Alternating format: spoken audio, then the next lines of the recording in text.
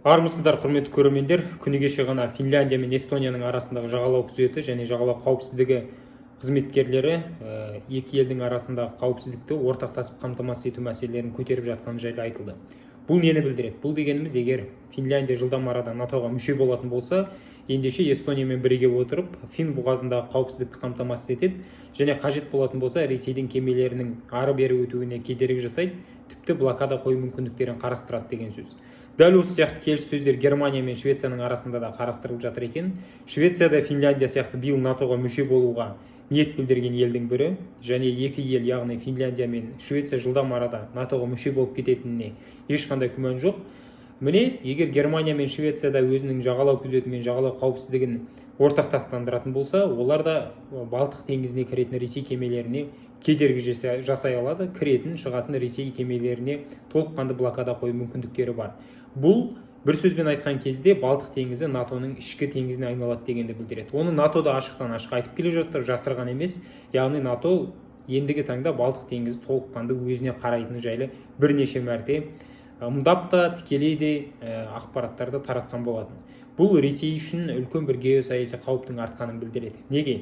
Себебі Балтық теңізінде Ресейдің Калининград эксклавы жатыр. Ал Калининград ол Ресеймен құрлық шекарасы жоқ, үлкен бір облыс саналады. Калининград облысында 1 миллион 100 мыңға жуық ресейлік тұрады.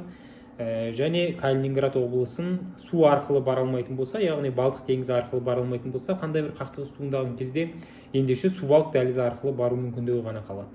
Алайда Сувалк дәлізінің тағдыры да үлкен бір қыл үстінде тұрғанын айтуға тиіспіз.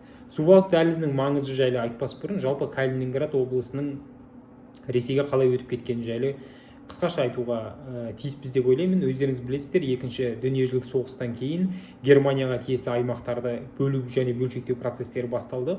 Міне осы кезде КСРО-ға Германияның Кёнигсберг аймағы өтіп кетті. Кёнигсберг дегеніміз ол Калининград. Сөйтіп Кёнигсберг облысы Калининград облысы болып өзгертілді. Ал Кёнигсберг қаласы ол Калининград қаласы болып жаңа атауға ие болатын.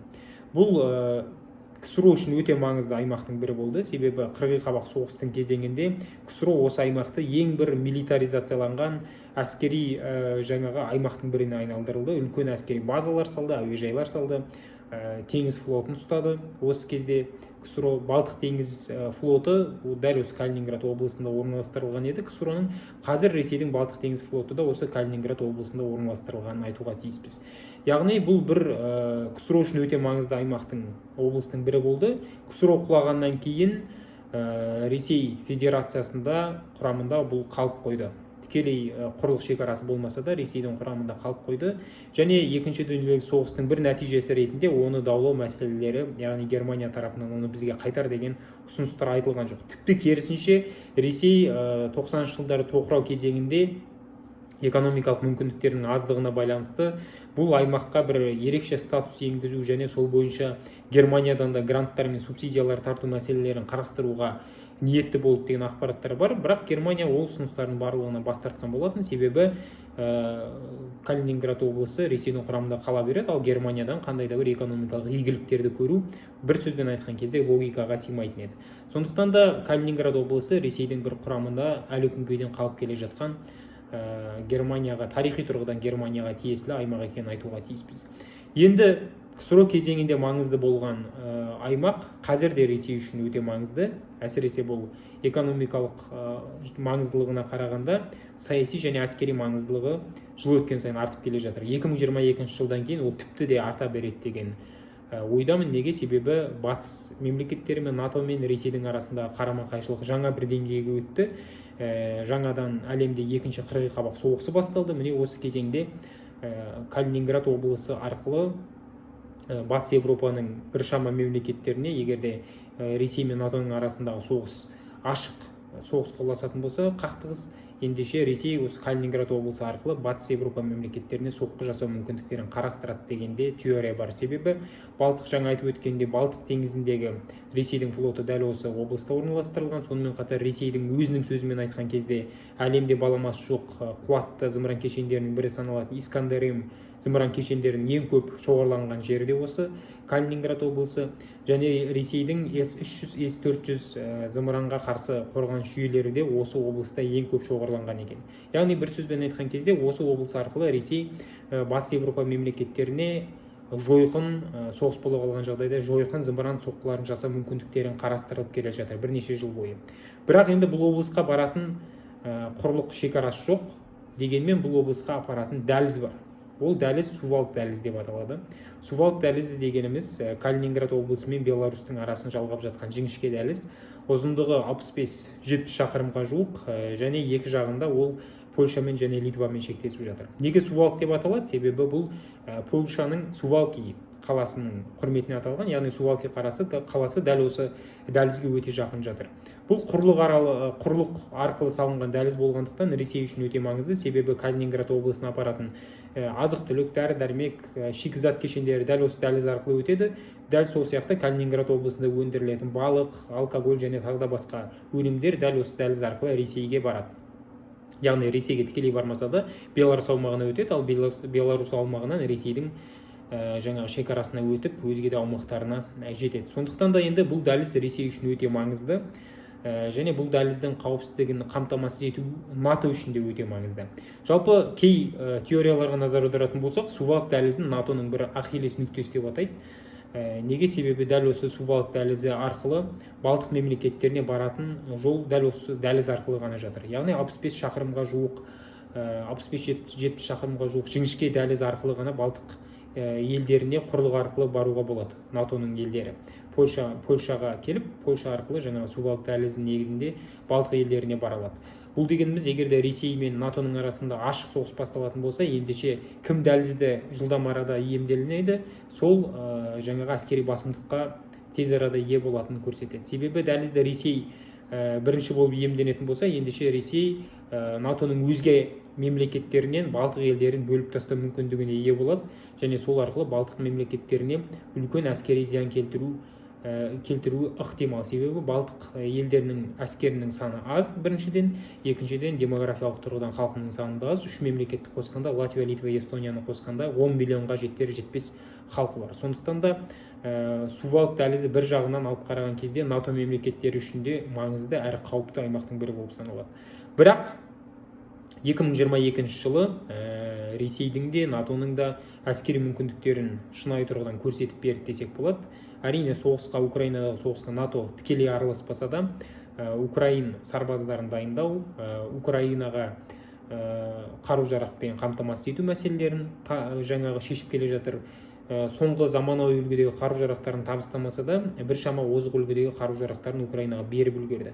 Осының өзінде Украина әлемнің екінші әскері саналатын Ресейдің агрессиясын біршама қайтарды және соғысты позициялық негізге өткізді. Яғни Ресей осы арқылы өзінің әскери мүмкіндіктерін көрсетіп қойды, қолындағы барлық көздерін ашып тастады десек болады. Тек қана ядролық қаруды қолданбады, ал басқа қарудың барлық түрін қолданып келе жатыр.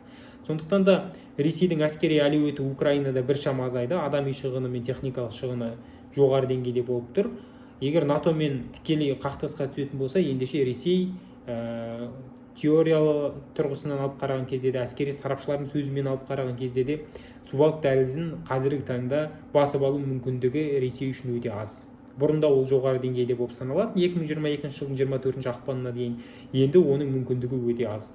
Ал егер де Ресей Сувалк дәлізін НАТО-мен тікелей қақтығыс басталып басып алмайтын болса, ендеше сарапшылардың айтуы бойынша НАТО мемлекеттері Калининград облысын 2-3 күннің ішінде басып алуы әбден мүмкін. Себебі Калининград облысында жаңа менің айтып өткен Ресейдің Балтық теңізі флоты тұр, Искандер М зымыран кешендері, С-300, С-400 зымыран кешендері тұр, және 20 мыңға жуық сарбаз бар. Ал олардың көзін жою және талқандау НАТО үшін 2-3 күннің жұмысы ғана болмақ деген осындай бір сараптамаларды келтіріп отыр.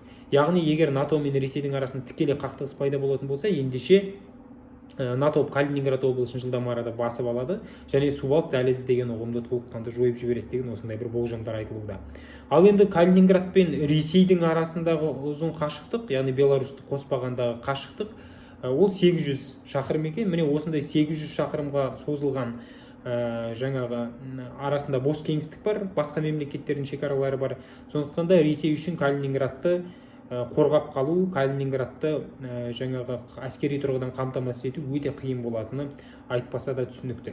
Міне кешегі мәлімдемелерге қарап отырып біз Сувалк дәлізінің маңыздылығының артып келе жатқанын түсініп отырмыз. Және Сувалк дәлізінің маңыздылығын НАТО мемлекеттері арттыру үшін және Балтық мемлекеттерін Ресей соғыс болған жағдайда Сувалк дәлізі арқылы бөліп тастамау үшін қазіргі таңда біршама инфрақұрылымдық жұмыстар атқарылып жатыр. Ең біріншіден ол Литваға баратын және сол арқылы Латвия мен Эстонияға жалғасын табатын автокөлік жолдарын салу. Яғни Польша мен Литваның арасында автокөлік жолдарының санын арттыруда. Бұған дейін ол автокөлік жолдарының саны 2 болатын, қазір олардың санын 7-ге жеткізу мәселесі көтеріліп отыр. Және екінші мәселе ол темір жолдарды салу. 64 шақырымға ғана созылған кішкентай дәлізде 7 автокөлік жолы және 2 темір жолын салу көзделіп отыр. Неге темір жол маңызды? Себебі соғыстың ең маңызды күре тамырының бірі ол темір жолдар. Енді ар жағындағы Литваның темір жолы мен бер жағындағы Польшаның темір жолдарын бір-біріне жалғауға қосуға болатын еді, бірақ бұл жерде бір алайда деген мәселе бар. Себебі Польшаның темір жолдарының рельстері батыс Европаның стандарттарына сай жасалған, ал Литваныкі енді КСРО-ның құрамында болғандықтан КСРО-ның стандарттарына келтірілген. Яғни бір-біріне жаңағы көлемі мөлшері бойынша сәйкес келмейді екен. Сондықтан темір жолдарды қайтадан Балтық мемлекеттері батыс Европалық темір жолдар стандартына сай салу мәселесін қарастыруда. 2026 жылы алғашқы темір жолдар іске қосылады деген осындай бір маңызды ақпарат бар. Егер де осы жаңағы 7 автокөлік жолы мен 2 темір жол іске қосылатын болса, ендеше Сувалк дәлізінің қауіпсіздігі өте жоғары деңгейде болмақ. Және НАТО дәл осы жолдарды салу арқылы да Калининградқа баратын құрлық жолдарын, яғни Беларусь аумағы арқылы Калининградқа баратын құрлық жолын толыққанды өзінің бақылауында алады деген сөз. Қысқаша айтқанда осы. Сау саламатта болыңыздар.